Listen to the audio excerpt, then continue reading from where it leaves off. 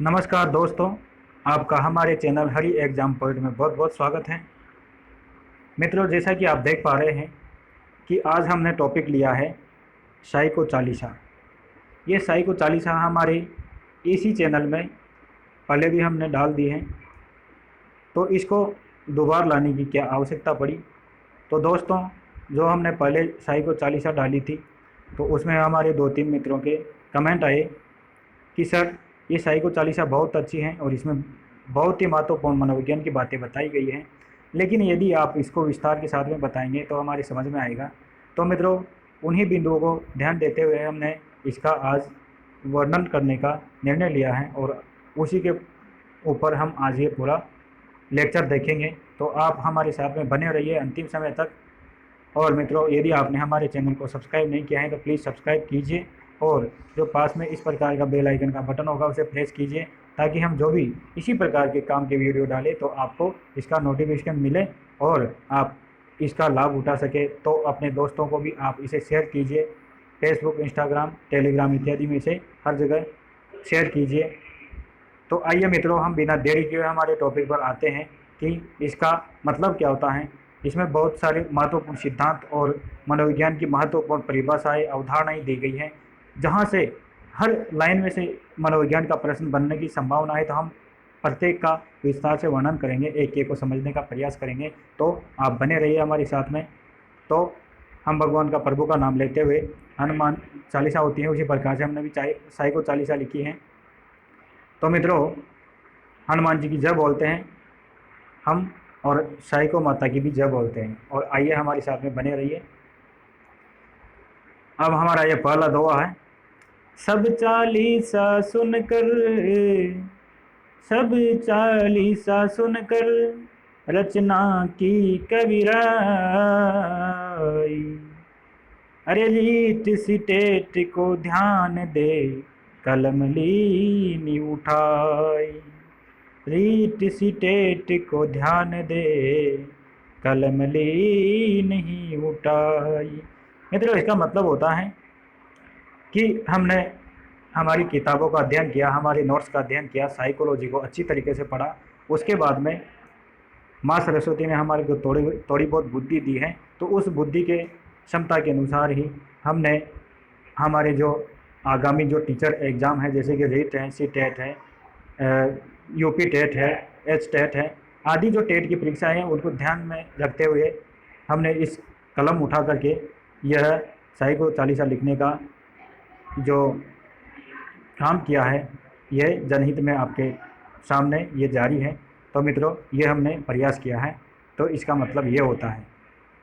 आगे हम जानते हैं चौपाइयों के माध्यम से। जैसा कि आप जानते हैं हनुमान चालीसा में भी चौपाइयाँ होती हैं, तो चौपाइयों के माध्यम से हम इस पूरी साइको चालीसा को पढ़ेंगे। जय साई को विज्ञान उजागरे, जय साई को विज्ञान उजागरे, साइकोलॉगस से भर गया गागरे, साइकोलॉगस से भर गया गागरे। मित्रों, इसका अर्थ होता है कि जो साइको विज्ञान है अर्थात मनोविज्ञान है, ये जो साइको विज्ञान कैसे बनी है, ये साइको विज्ञान कैसे उजागर हुआ है, कैसे यह हमारे सामने आया है। मित्रों, साइको का मतलब क्या होता है। तो मित्रों, जो साइको विज्ञान है, ये इसका मतलब होता है कि ये साइको और लोगस, ये दो शब्द हैं, साइक और लोगस। साइक और लोगस से क्या है, यह साइकोलॉजी बना है। साइक और लोगस से साइकोलॉजी बना है, और साइक और लोगस में ही इस मनोविज्ञान का पूरा सार छिपा हुआ है, अर्थात गागर में सागर है। अर्थात मनोविज्ञान तो वैसे तो बहुत लंबी चौड़ी है, लेकिन इन्हीं दोनों शब्दों में क्या है, सागर में गागर भरने की बात कर रही है। गागर में सागर भरने की बात कर रहे हैं। तो ये क्या है, इन्हीं दोनों शब्दों में क्या है, ये पूरी मनोविज्ञान समाई हुई है। अर्थात साइकी का मतलब होता है आत्मा, और लोगस का मतलब होता है अध्ययन करना। साई का मतलब आत्मा और लोगस का मतलब होता है अध्ययन करना। तो इसका मतलब हुआ कि आत्मा का अध्ययन ही मनोविज्ञान है, साइकोलॉजी है। तो ये इसका मतलब हुआ। मित्रों, आगे हम चलते हैं। विलियम हुंट अति विशाला, विलियम हुंट अति विशाला, लिपजिंग मध्य खोली प्रयोगशाला, लिपजिंग मध्य खोली प्रयोगशाला। मित्रों, जो विलियम हुंट नामक के एक मनोवैज्ञानिक हुए हैं, इन्होंने एक बहुत ही महत्वपूर्ण विशाल काम किया है मित्रों। अति विशाला का मतलब बहुत ही महत्वपूर्ण विशाल काम किया है। और इन्होंने क्या काम किया है मित्रों, इन्होंने पहली पहली जो मनोविज्ञान की प्रयोगशाला खोली थी मित्रों, यह लिपजिंग नामक शहर में खोली थी। लिपजिंग नामक शहर में खोली थी। तो इसका मतलब ये होता है कि विलियम हुंट अति विशाला लिपजिंग मध्य खोली प्रयोगशाला। आगे चलते हैं हम। टिचनर ऊंट संरचनावादी, विलियम जेम्स प्रकार्यवादी। मित्रों, इसका मतलब होगा कि टिचनर और जो विलियम हुंट है, ये क्या है, कौन से संप्रदाय से जुड़े हुए, ये संरचनावादी संप्रदाय से जुड़े हुए हैं। और विलियम जेम्स क्या है, विलियम जेम्स कौन से संप्रदाय से जुड़े हुए हैं, ये प्रकार्यवादी संप्रदाय से जुड़े हुए हैं। आगे हम बात करते हैं। वोटिसन व्यवहार के ज्ञाता, कोहलर है गेस्टाल्ट के दाता। हो कोहलर है गेस्टाल्ट के दाता। इसका मतलब हुआ कि जो वॉटसन है, इन्होंने मनोविज्ञान को व्यवहार का अध्ययन कहा है। क्या कहा है, व्यवहार का अध्ययन कहा है। और जो कोहलर है, इन्होंने गेस्टाल्टवादी सिद्धांत दिया। इन्होंने गेस्टाल्टवादी सिद्धांत दिया। सर्वप्रथम तो ऐसे गेस्टाल्टवादी सिद्धांत वर्दीमर ने दिया था, फिर इसको आगे बढ़ाने का कार्य किया ये कोहलर ने किया। तो ये कोहलर क्या है, गेस्टाल्टवादी सिद्धांत से जुड़े हुए हैं, और वाटसन व्यवहारवादी सिद्धांत से जुड़े हुए हैं। और जो व्यवहार का अध्ययन कहा था मनोविज्ञान को, ये वाटसन ने कहा था। आगे हम देखते हैं। थोंडायक संबंधवाद को जाना, तत्पर तत्परभ्यास प्रभाव बखाना। थोंडायक संबंधवाद को जाना, तत्परभ्यास प्रभाव बखाना। मित्रों, ये जो थोंडाइक है, इन्होंने संबंधवाद को क्या महत्व दिया है, संबंधवाद का सिद्धांत दिया है इन्होंने। और इन्होंने 3 सिद्धांत दिए हैं थॉर्नडाइक ने। जो इनके जो वो जो बिल्ली पर प्रयोग करते हुए इन्होंने सिद्धांत दिया था, उसमें इन्होंने 3 महत्वपूर्ण सिद्धांत दिए थे। 3 महत्वपूर्ण सिद्धांत दिए थे जो इन्होंने उद्दीपन अनुक्रिया सिद्धांत दिया था। इसमें तीन महत्वपूर्ण सिद्धांत दिए थे मित्रों। और वो 3 महत्वपूर्ण सिद्धांत कौन सा था, एक तो तत्परता है मित्रों, और एक ये जो अभ्यास है। अर्थात मैंने तत्परता और अभ्यास को एक साथ जोड़ने के लिए मैंने अ को छिपा दिया, वो तत्पर अभ्यास कर दिया मैंने। अर्थात तत्परता और अभ्यास और प्रभाव, इन्होंने 3 नियम दिए थे, तत्परता का नियम, अभ्यास का नियम और प्रभाव का नियम। तो मित्रों, इसका मतलब ये होता है कि थॉर्नडाइक संबंधवाद से संबंधित है, और इन्होंने 3 नियम दिए थे, तत्परता, अभ्यास और प्रभाव। अर्थात कोई भी व्यक्ति तब सीखेगा तब वो तत्पर होगा, और तत्पर होने के बाद में उसको कई प्रकार के अभ्यास करने पड़ेंगे, और उस अभ्यास का उसके पर प्रभाव पड़ेगा, या किसी भी चीज़ को देखकर फिर उसके प्रभाव पड़ता है, तब आदमी आगे सीखना शुरू करता है। ये इन्होंने कहा था। आगे हम थॉर्नडाइक की इसी पंक्ति में बात करते हैं कि थॉर्नडाइक संबंधवाद को जाना, तत्पर अभ्यास प्रभाव बखाना। आगे देखते हैं। प्रयत्न भूल विधि के दाता, उद्दीपन अनुक्रिया के ज्ञाता। इन्होंने प्रयत्न और भूल विधि का क्या है, दाता माना जाता है। अर्थात इन्होंने जो ये उद्दीपन अनुक्रिया सिद्धांत दिया था, इसी को प्रयत्न और भूल विधि के नाम से भी जाना जाता है, त्रुटि एवं अभ्यास के नाम से भी जाना जाता है। क्योंकि बिल्ली ने क्या है, शुरू में तो क्या है, गलतियां करना शुरू किया, गलतियों से सीखी ना वो दरवाज़ा खोलना। तो पहले तो गलतियां करती रही, और अचानक उसको वो जो खिड़की खुल गई और वह उसने भोजन प्राप्त कर लिया। इस प्रकार से इनका मानना था थॉर्नडाइक का कि व्यक्ति है ना, वो प्रयत्न और भूल विधि से ही सीखता है, अर्थात त्रुटियों और भूल से सीखता है। तो इन्होंने ऐसा कहा था। आगे हम बात करते हैं।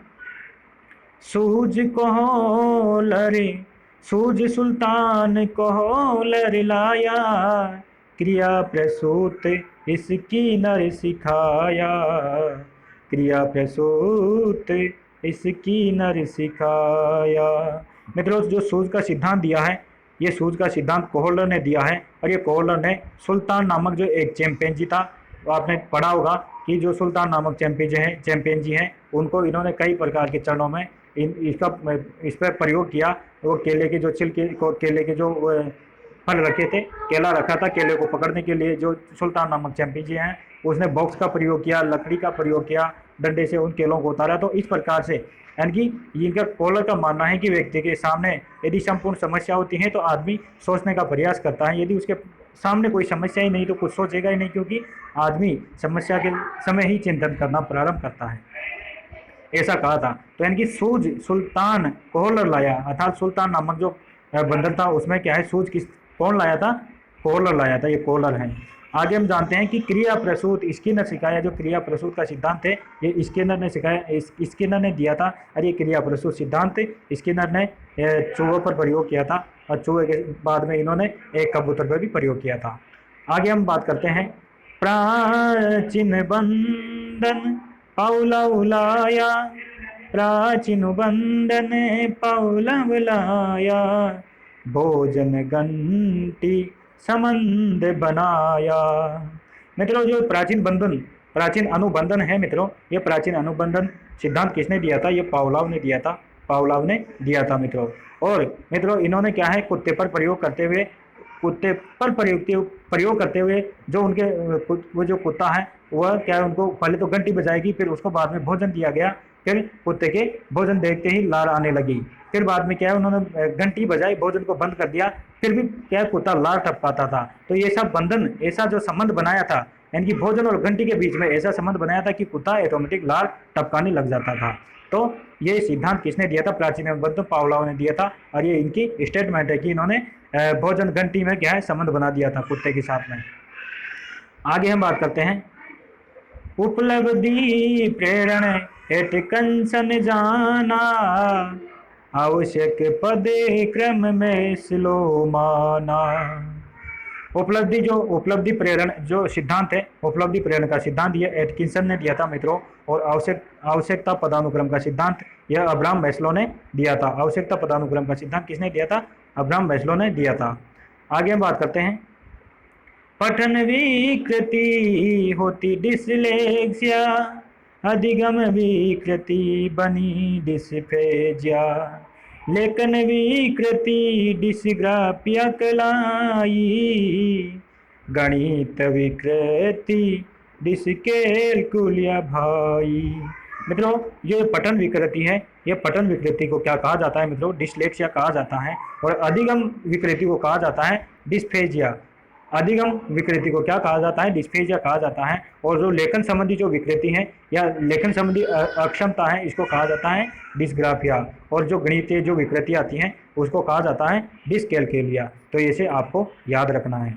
आगे हम इसका उल्लेख करते हैं किंडरगार्टन बच्चों का बगीचा, फ्रोबेल ने इसे प्रेम से सींचा, ओ फ्रोबेल ने इसे प्रेम से सींचा। मित्रों जो किंडरगार्टन जो सिद्धांत दिया था यह फ्रोबेल ने दिया था मित्रों। किंडरगार्टन सिद्धांत फ्रोबेल ने दिया था। इन्होंने क्या है बच्चों को क्या है कि खेल में सिखाया जा सकता है, ऐसा इन्होंने कहा था।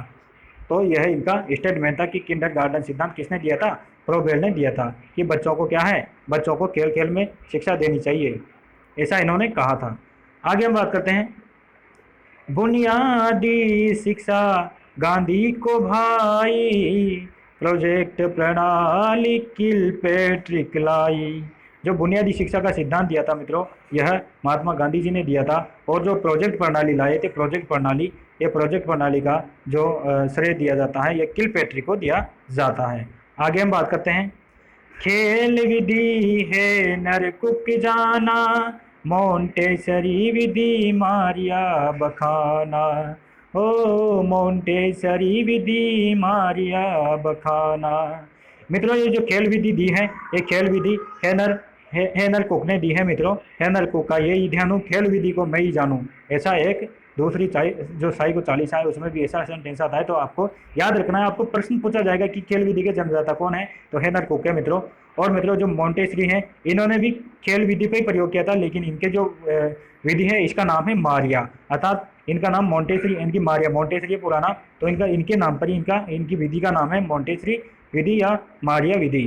तो मित्रों ये जो खेल पे प्रयोग करने वाली 3 मनोवैज्ञानिक है, एक तो एक किंडरगार्टन जो किंडरगार्टन पर प्रयोग किया था ये फ्रोबेल ने, और एक है हेनर कुक और एक है मोंटेसरी। मित्रों इसमें भ्रमित नहीं होना, इन्होंने तीनों ने ही खेल इनकी बच्चों को खेल खेल में शिक्षा देने की बात कही थी, लेकिन प्रमुख रूप से खेल विधि दी थी ये हेनल कुक ने दी थी।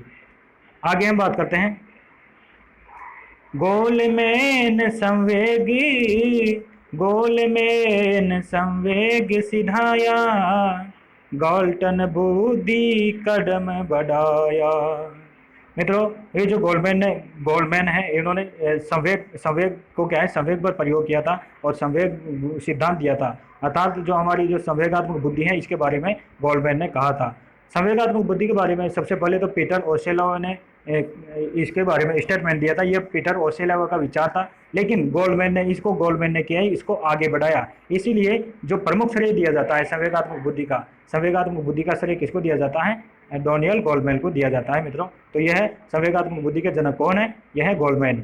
आगे हम बात करते हैं, गोल्टन बुद्धि कदम बढ़ाया। अर्थात जो गोल्टन नामक जो मनोवैज्ञानिक है, इन्होंने इस बुद्धि को आगे बढ़ाने का प्रयास किया।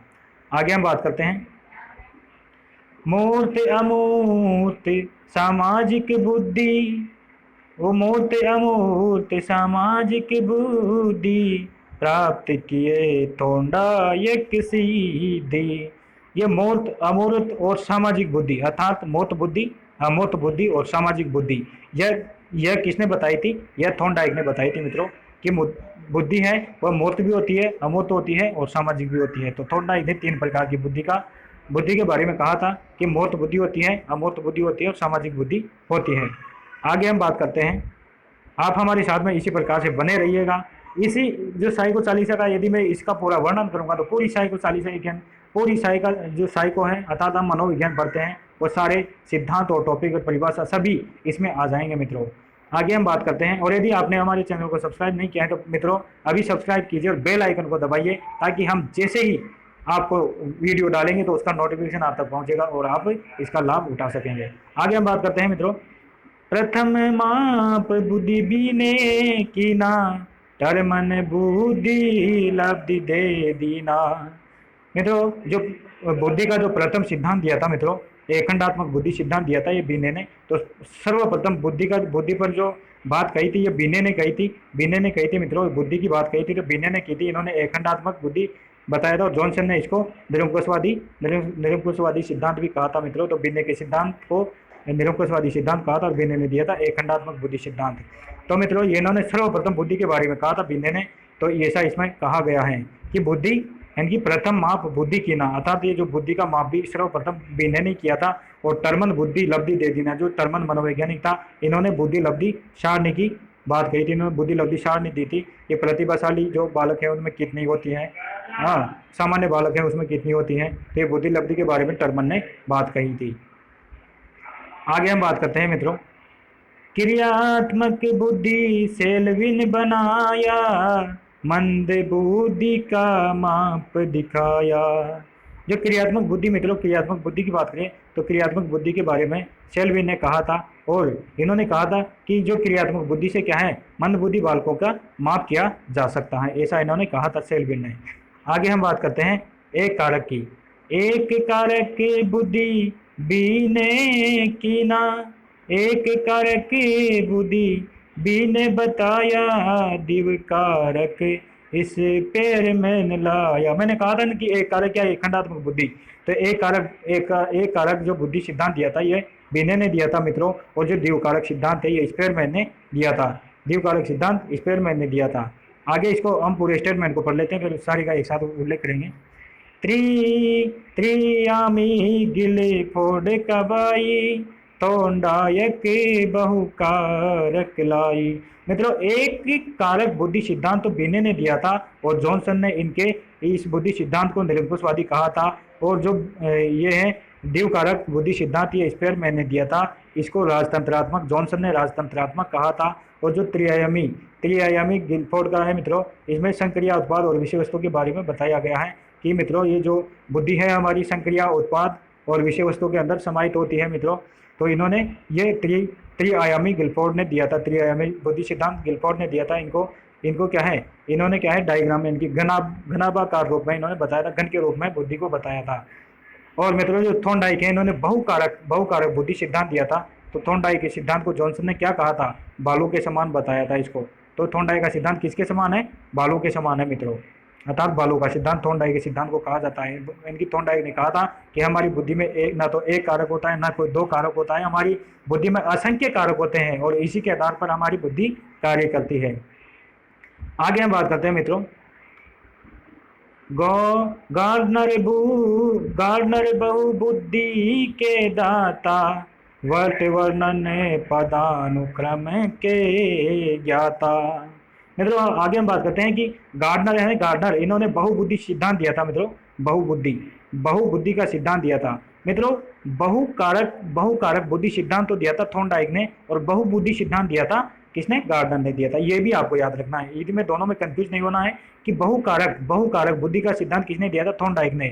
बहुकारक बुद्धि का सिद्धांत थॉर्नडाइक ने दिया था, और जो गार्डनर है इन्होंने बहुबुद्धि सिद्धांत दिया था मित्रों, बहुबुद्धि सिद्धांत इन्होंने दिया था। और आगे हम बात करते हैं बर्ट और वर्णन है, इन्होंने पदानुक्रम का सिद्धांत दिया था मित्रों। आपको आवश्यकता पदानुक्रम की भी बात आई थी, तो मैंने बता दिया था कि आवश्यकता पदानुक्रम तो दिया था अब्राहम मैस्लो ने, आवश्यकता पदानुक्रम अब्राहम मैस्लो ने दिया था, लेकिन केवल यहाँ पे आवश्यकता ना होकर के पदानुक्रम ही आए, तो ये पदानुक्रम का सिद्धांत दिया था बर्ट और बर्नन ने दिया था, और आवश्यकता पदानुक्रम का सिद्धांत अब्राहम मैस्लो ने दिया था, और पदानुक्रम का सिद्धांत बर्टन बर्नन ने दिया था। आपको समझ में आ गया होगा मित्रों। आगे हम बात करते हैं, तरल ठोस बुद्धि के टल जानो, तीन कारक इस पैर में न मानो, तीन कारक इस पैर में न मानो। तरल एवं ठोस बुद्धि का सिद्धांत मित्रों आरबी केटल ने दिया था, और मित्रों इन्होंने तरल तो कहा था कि तरल जो तरल सिद्धांत होते हैं, ये जो तरल बुद्धि सिद्धांत होता है ये तो क्या है? जन्मजात होता है, और जो ठोस होता है ठोस बुद्धि सिद्धांत ये क्या है? अर्जित किए जाते हैं, अर्थात वातावरण से अर्जित किए जाते हैं। तरल बुद्धि सिद्धांत तो जन्मजात होते हैं, और जो ठोस बुद्धि सिद्धांत है यह अर्जित किए जाते हैं। ये आरबी केटल ने बताया था मित्रों, और इन्होंने 16 कारक बताए थे केटल ने बुद्धि के। आगे हम बात करते हैं तीन कारक स्पेयरमैन मानो, जो बुद्धि का जो तीन कारक सिद्धांत दिया था ये स्पेयरमैन ने दिया था मित्रों। स्पेयरमैन ने द्विकारक सिद्धांत दिया था, और द्विकारक के बाद में इन्होंने अपने स्टेटमेंट को बदला, और उन्होंने कहा कि बुद्धि में तीन कारक सिद्धांत पाए जाते हैं। अर्थात इन्होंने कहा था, इसके बारे में मैं थोड़ा विस्तार से चर्चा करता हूँ कि स्पेयरमैन की बात करें तो स्पेयरमैन ने ऐसा कहा था कि हमारी बुद्धि के अंदर क्या है? जी कारक पाया जाता है। क्या पाया जाता है? जी कारक पाया जाता है। और जी के आसपास जो चारों ओर जो बुद्धि घूमती है, जो हमारी बुद्धि कार्य करती है, वह एस कारक के रूप में कार्य करती है। ये एस कारक के रूप में कार्य करती है। ये एस कारक क्या है? हमारी ये जी बुद्धि होती है ना, सामान्य बुद्धि। जी का मतलब होता है जनरल बुद्धि, और एस का मतलब होता है विशिष्ट बुद्धि, अर्थात स्पेशल बुद्धि। तो ये क्या है? जो ये जी कारक के आसपास इर्द गिर्द इसके चारों ओर घूमती है, इसी के यानी कि ये जी कारक के आसपास घूम करके इसमें कार्य करती है। और मित्रों फिर इन्होंने एक और स्टेटमेंट दिया था कि इस प्रकार से ये समझते हैं। एक तो इन्होंने जी कारक बताया था, और इन्होंने एस कारक बताया था, और इन दोनों को ही इन्होंने मिला दिया, और इन्होंने कहा कि ये दोनों मिल करके क्या है? जी और एस एक साथ पाए जाते हैं। जी और एस एक साथ पाए जाते हैं। तो पहली बुद्धि तो ये हो गई, दूसरी बुद्धि ये हो गई, और तीसरी बुद्धि इन्होंने ये बताई थी। पहली बुद्धि में तो इन्होंने जी कारक बताया था, दूसरी बुद्धि में बताया था इन्होंने एस कारक, और जो तीसरा जो कारक बताया था त्रिकारक, तीन कारक की बात करें ना अपन, इनकी तीन कारक स्पेयरमैन मानो तो त्रिकारक सिद्धांत कौन सा बताया था? ये जी और एस को मिला करके तीसरा इन्होंने बुद्धि का प्रकार बताया था। तो ऐसे आपको समझ में आ गया होगा। आगे हम बात करते हैं, समकारक त्रस्टन से पाया, पास एलोंग अलेक्जेंडर लाया। मित्रों जो समकारक सिद्धांत है यह त्रस्टन ने दिया था, इसके साथ में एक और मनोवैज्ञानिक थी केली। तो त्रस्टन यानी कि समकारक सिद्धांत त्रस्टन और केली ने दिया था, और पास एलोंग का सिद्धांत दिया था ये अलेक्जेंडर ने दिया था। पास एलोंग का सिद्धांत अलेक्जेंडर ने दिया था। आगे हम बात करते हैं, बैटरी परीक्षण भाटिया दीना, बीने साइमन परीक्षण कीना। जो भाटिया बैटरी परीक्षण दिया था, बैटरी परीक्षण मित्रों एक मनोवैज्ञानिक भाटिया इन्होंने दिया था मित्रों। भाटिया बैटरी परीक्षण दिया था, ये इन्होंने दिया था, बैटरी परीक्षण भाटिया ने दिया था। और मित्रों हम आगे बात करते हैं कि बीने साइमन परीक्षण दिया था यह अल्फ्रेड बीने ने दिया था मित्रों। तो बीने इनके पूरे जो बिने साइमन परीक्षण है ना, बिने साइमन स्केल के माध्यम से इन्होंने बताया था कि बिने साइमन परीक्षण के माध्यम से इन्होंने बच्चों के बारे में बताया था कि इसके इसके माध्यम से इन्होंने बच्चों का परीक्षण किया था मित्रों। इसमें क्या है, 30 प्रश्न होते थे, उस 30 प्रश्न को पूछ करके ही बच्चों का परीक्षण किया जाता था। आगे हम बात करते हैं व्यक्तित्व के बारे में। व्यक्तित्व पर सोना से आया, हिंदी हरत मुखोटा बताया, हिंदी हरत मुखोटा बताया। मित्रों, व्यक्तित्व को इंग्लिश में पर्सनालिटी कहते हैं, और पर्सनालिटी शब्द बना है परसोना से। और मित्रों, परसोना का हिंदी में अर्थ होता है क्या, मुखोटा या नकाब। अर्थात हम किसी व्यक्ति के जो मुखोटे के अर्थात उसके बाहरी आवरण को देख करके, उसके व्यवहार को देख करके जो हम डिसाइड करते हैं, उसके अभिव्यक्ति बनाते हैं या हमारे जो मनोवृत्ति बनाते हैं दूसरे के प्रति, उसी को क्या कहा जाता है, व्यक्तित्व कहा जाता है। तो व्यक्तित्व शब्द परसोना से बना है, और परसोना का मतलब होता है मुखोटा। ये आपको याद रखना है, डायरेक्ट ऐसा पूछ लिया जाता है कि परसोना का अर्थ क्या होता है। आगे हम बात करते हैं मित्रों ऑल पॉट की। तो ऑल पॉट समायोजन धाये, कुछ मिजाज व्यक्तित्व भाये। ऑल पॉट ने कहा था मित्रों कि जो समायोजन है ना, समायोजन में क्या है, जो व्यक्ति कुछ मिजाज रहते हैं, अपने आप में रहते हैं, वही क्या है, समायोजन शक्ति उनमें क्या है, ज़्यादा रहती है। अर्थात आदमी को हमेशा खुश रहना चाहिए। तो ऑल पॉट ने कहा था कि समायोजन जिनकी जो मतलब खुश मिजाज व्यक्ति रहते हैं, उनकी समायोजन क्षमता अधिक रहती है। आगे हम बात करते हैं मित्रों सिगमंड फ्राइड की। सिगमंड फ्राइड मनोविश्लेषी, चेतन अर्ध अचेतन अभिलेखी। ये जो सिगमंड फ्राइड है, इन्होंने मनोविश्लेषणवाद का सिद्धांत दिया था। और मित्रों, मनोविश्लेषणवाद के सिद्धांत देते हुए इन्होंने बुद्धि जो हमारे जो मन है, इन मन को 3 भागों में बांटा था। मन को 3 भागों में कौन कौन से में बांटा था मित्रों? इन्होंने एक तो चेतन बताया था, एक अर्ध चेतन बताया था मित्रों, और एक बताया था अचेतन।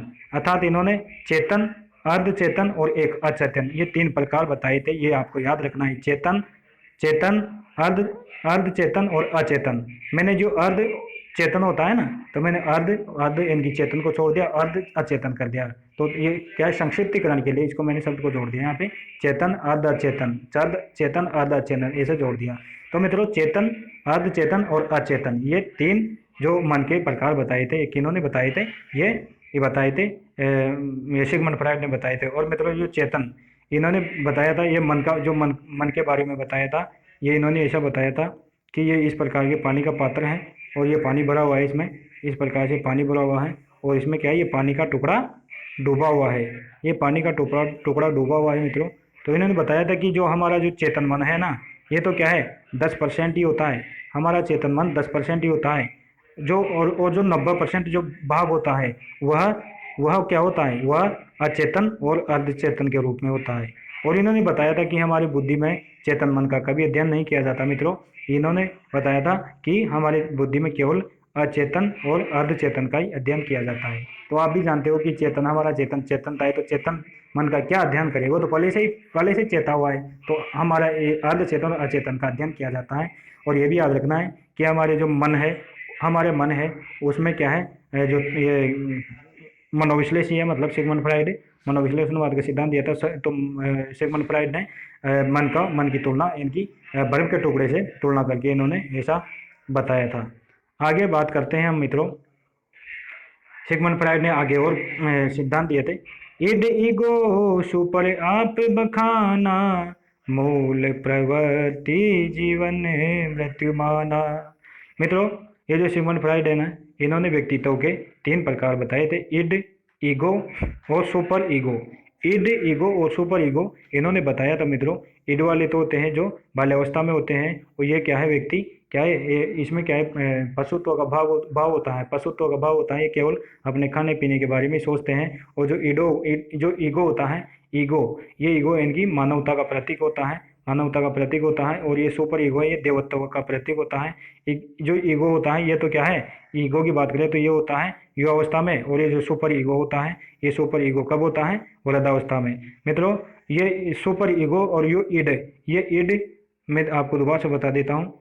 यहाँ पे ईड और सुपर ईगो, इन दोनों के बीच में जो मध्यस्थता का कार्य करता है, ये कार्य करता है ईगो। मित्रों, आपसे प्रश्न पूछा जाएगा कि सबसे संगठित व्यक्तित्व किसका हो सकता है, तो कि ईगो मजबूत, जिसका ईगो मजबूत होगा, ईगो मजबूत होगा वही व्यक्ति क्या है, मजबूत माना जाएगा, अर्थात उसका व्यक्तित्व अच्छा माना जाएगा। तो ईगो मजबूत होना चाहिए मित्रों, आपसे ऐसा कहा जा सकता है। और ये क्या है, ईगो है ना, सुपर सुपर ईगो और ईड के बीच में संतुलन का कार्य करता है और ईगो मजबूत होना चाहिए।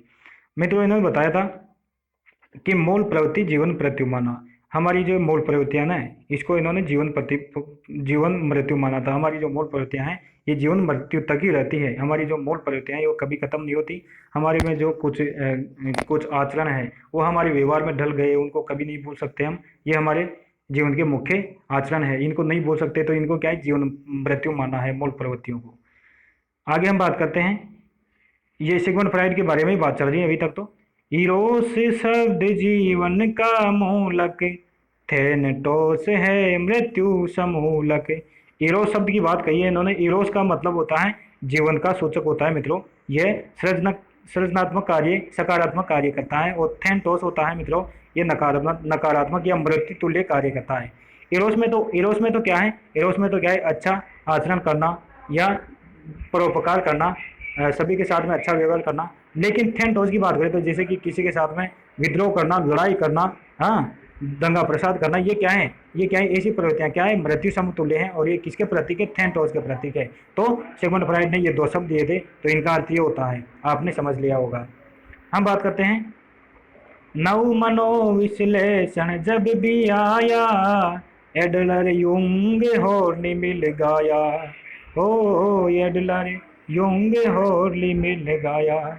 मित्रों नव मनोविश्लेषणवाद है, नव मनोविश्लेषणवाद है मित्रों, ये नव मनोविश्लेषणवाद किसने दिया था, ये दिया था मित्रों एडलर, हॉर्नी और यूंग ने दिया था। और इनमें भी यूंग ने दिया था इम्पोर्टेंट, तो ये इसके सही के रूप में थे, एडलर और हॉर्नी इनके सही के रूप में थे मित्रों।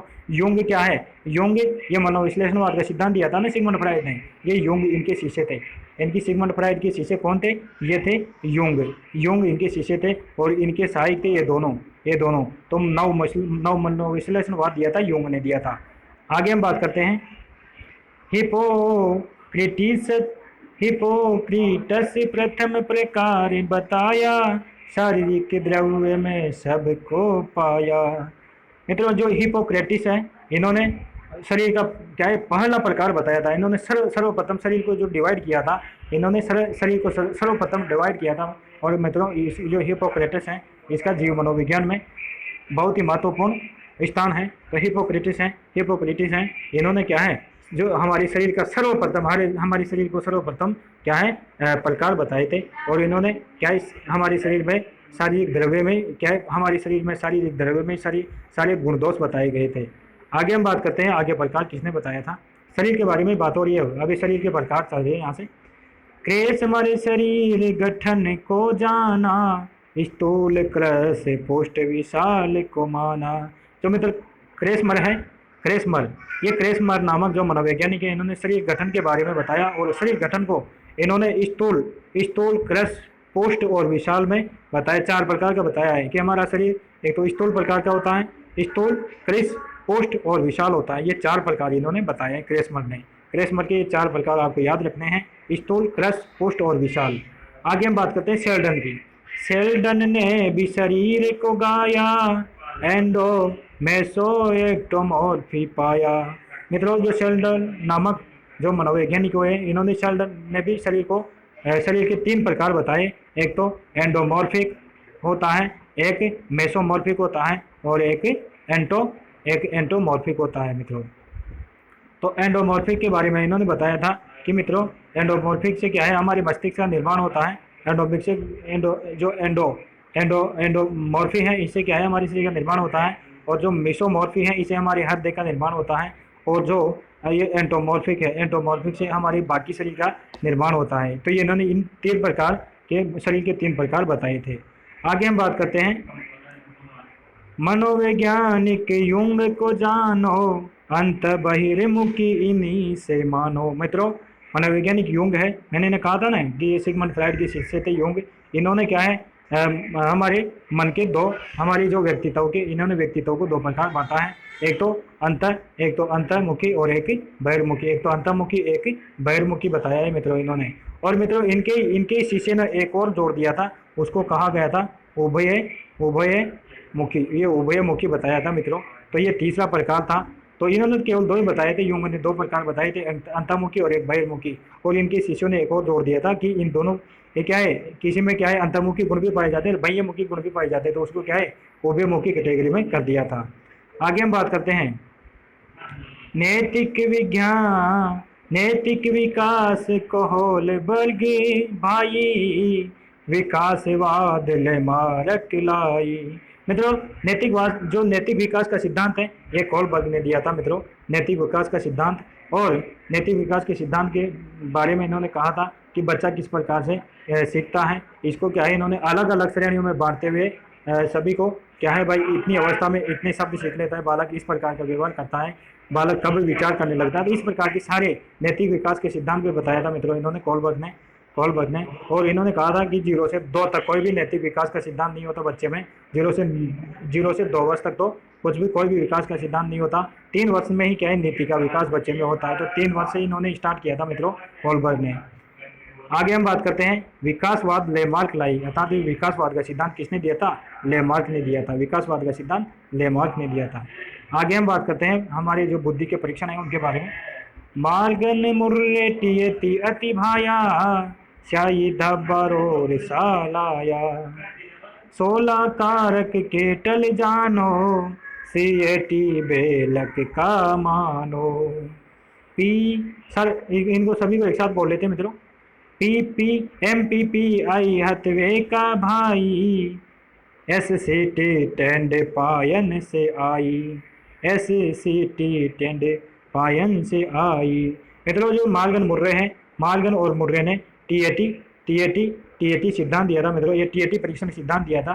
टीएटी अर्थात हमारी जो टीएटी परीक्षण दिया था बुद्धि को मापने का, बुद्धि मापने का दिया था। इसमें क्या है टीएटी में क्या है 30 कार्ड होते हैं मित्रों, 31 कार्ड होते हैं, सॉरी 31 कार्ड होते हैं। और एक कार्ड होता है, एक कार्ड तो क्या है सादा होता है, और जो 30 कार्ड होते हैं वो रंगीन होते हैं। उसमें भी क्या है मेल कितने होते हैं, तो मेल की बात करें तो मेल की बात करें तो उसमें 10 होते हैं। और फीमेल की बात करें तो उसमें 10 कार्ड होते हैं फीमेल के। और जो मल्टी की बात करें, मल्टी होते हैं, जो मल्टी होते हैं उसकी बात करें तो मल्टी की बात करें तो इसमें क्या है ये भी 10 होते हैं मित्रों। तो इसमें हम देखें तो इसमें सभी में क्या है एक व्यक्ति के लिए जैसे कि पुरुष का हमें क्या है परीक्षण करना है या महिला का परीक्षण करना है, तो किसी का भी लिंग के अनुसार 10 कार्ड दे दिए जाएंगे, उसको मल्टी में दे दिए जाएंगे 10 कार्ड, और एक सादा कार्ड दे दिया जाएगा, तो किसी एक व्यक्ति का परीक्षण करना होता है तो इसमें क्या है एक व्यक्ति के परीक्षण में 21 कार्डों का प्रयोग किया जाता है। ये भी आपको याद रखना है मित्रों। मार्गन मुर्रे टियति अति भाया, स्याही धब्बारोर सालाया। तो मित्रों आपको बता दिया मैंने टीएटी क्या होता है, और टीएटी का फुल फॉर्म होती है thematic apperception test. Thematic apperception test होता है मित्रों, थेमेटिक अपरसेप्शन टेस्ट। और आगे हम बात करते हैं शाही डब्बा जो परीक्षण दिया था ये रोसांग ने दिया था मित्रों। ये शाही डब्बा परीक्षण के माध्यम से क्या है इन्होंने बच्चों का परीक्षण किया था। आगे हम बात करते हैं 16 कारक केटल का जानो। इन्होंने 16 कारक दिए थे बुद्धि के में, क्या है 16 कारक बताए थे, और 16 कारकों के माध्यम से ही इन्होंने क्या परीक्षण किया था। आगे हम बात करते हैं सीएटी बेलक का मानो, अर्थात ये सीएटी है ना, children apperception test. CAT full form होती है चिल्ड्रन अपरसेप्शन टेस्ट। ये बाल अंतर्बोध विधि, बाल अंतर्बोध परीक्षण होता है इसका मतलब। तो बाल अंतर्बोध परीक्षण ये बेलक ने दिया था, इनका नाम बेलक था मित्रों। तो चिल्ड्रन अपरसेप्शन टेस्ट बेलक ने दिया था। इसमें क्या है बालकों के परीक्षण से संबंधित इन्होंने परीक्षण किया था कि बालकों की जो बुद्धि है उसको कैसे मापा जा सकता है, इन्होंने ऐसे बात कही थी। आगे हम बात करते हैं मित्रों एमपीपी आई हथवे का भाई, जो एमपीपी जो परीक्षण दिया था ये हथवे ने दिया था। और आगे हम बात करते हैं एससीटी ये टेंड और पाइनलर ने दिया था मित्रों। किसने दिया था, टेंडलर और पाइन ने दिया था। एसटीटी जो एससीटी सिद्धांत है, एससीटी फुल फॉर्म होती है सेंटेंस कंप्लीट टेस्ट। क्या होता है सेंटेंस कंप्लीट टेस्ट, अर्थात वाक्य पूर्ति परीक्षण। यथार्थ वाक्य की पूर्ति करनी होती है। इसमें परीक्षण कैसे किया जाता है, जैसे कि एक वाक्य दे दिया जाता है, उसमें खाली स्थान छोड़ दिया जाता है। जैसे कि यदि मैं प्रधानमंत्री होता तो डैश डैश डैश। जैसे कि मैंने क्या है, स्टेशन पे गया तो देखा डैश डैश डैश। तो इसका है बच्चे के उसकी बुद्धि लब्धि के अनुसार वो उसकी पूर्ति करता है। इस प्रकार से ये बताया गया है। तो एससीटी जो सिद्धांत दिया है, एससीटी सिद्धांत ये दिया, एससीटी जो परीक्षण था मित्रों, ये दिया था टेंडलर और पाइन ने दिया था मित्रों, ये आपको याद रखना है। तो ये साइकोलॉजी खत्म हुई मित्रों, और आप हमारा ये अंतिम छंद सुनते जाइए। जो पढ़े यह साई को चालीसा, रीत सिटेट में हो न खींचा। मित्रों यदि आप इस साई को चालीसा को इसी प्रकार से मैंने विस्तार से पढ़ाया, और यदि इन एक एक बात को आपने याद रख लिया, तो मित्रों आपकी लगभग 80 से 70% लगभग यही यहाँ से मनोविज्ञान आपकी कंप्लीट हो जाएगी। और मित्रों आपको विशिष्ट ज्ञान रखने के बजाय आपको सामान्य ज्ञान रखना चाहिए। आपको सामान्य ज्ञान से ही प्रश्न पूछे जाते हैं। आप सोचते हैं कि सामान्य ज्ञान सरल होता है, नहीं। सामान्य ज्ञान व्यक्ति क्या है, विशिष्ट बड़ी बड़ी बातों को पढ़ लेता है, लेकिन छोटी छोटी बातों को नहीं पढ़ता मित्रों। तो आपको सामान्य नॉलेज रखना चाहिए, हर चीज़ के बारे में सामान्य नॉलेज रखना चाहिए। यदि आप इन सामान्य बातों को भी याद रख लेंगे तो आपका फिर क्या है, मनोविज्ञान के जैसे ही आप पढ़ोगे तो क्या है, आपके दिमाग में ये बातें याद आएगी और आपको सभी सिद्धांत समझ में आते चले जाएंगे मित्रों। तो आप इसको याद रखें। और अंतिम में हमारा ये दुआ सुन लीजिए। दी जो आशीष है मेहनत कविराई, रचना की हर साई। अरे कवि हरि की विनती, शंभु बने सहाय। मित्रों इसका मतलब होता है, ये हमारे मित्र हैं कवि हेमंत जी। इनको क्या है, माँ सरस्वती से आदेश क्या है, आशीर्वाद मिलना चाहिए कि आशीष दीजिए। और आपका भी आशीर्वाद मिलना चाहिए कि आप यदि इसको पढ़ रहे हैं, यदि आपको इसको लाभ हो रहा है, तो इस चैनल को सब्सक्राइब करें और आप हमें आशीष देना। और इसको मैंने आगे बढ़ाया, और मेरा नाम है हरि, और कवि हरि की विनती शंभु बने सहाय। तो मेरे भगवान भोलेनाथ इष्ट हैं, मेरे इष्ट देव हैं भोलेनाथ, उनकी कृपा से मैंने इसकी रचना की है। और माँ सरस्वती का तो कृपा बनी रहती है हमें, तो और आप लोगों की भी कृपा बनी रहनी चाहिए मित्रों। और यदि आपको यह जो साई को चालीसा अच्छी लगी हो तो मित्रों आप कमेंट करके बताइए। हो सकता है वीडियो ज़्यादा लंबा हो गया हो, लेकिन इसका विश्लेषण करने के लिए टाइम भी चाहिए था। और यदि आपको समझ में आ गई हो तो मित्रों आप इस चैनल को अभी सब्सक्राइब कर ले। अब हम आपका ज़्यादा टाइम नहीं लेंगे, और ये पास में ही बेल आइकन का बटन प्रेस कर ले। इसी प्रकार के लिए आपके क्या है, ट्रिक से और बढ़िया सिस्टमेटिक तरीके से हम चीज़ें लाते रहते हैं। तो आप इसको सब्सक्राइब कर लीजिए। हम आपका ज़्यादा वेस्ट टाइम नहीं करेंगे। अब मित्रों हम आपसे इजाज़त लेते हैं। जय भारत, जय श्री राम।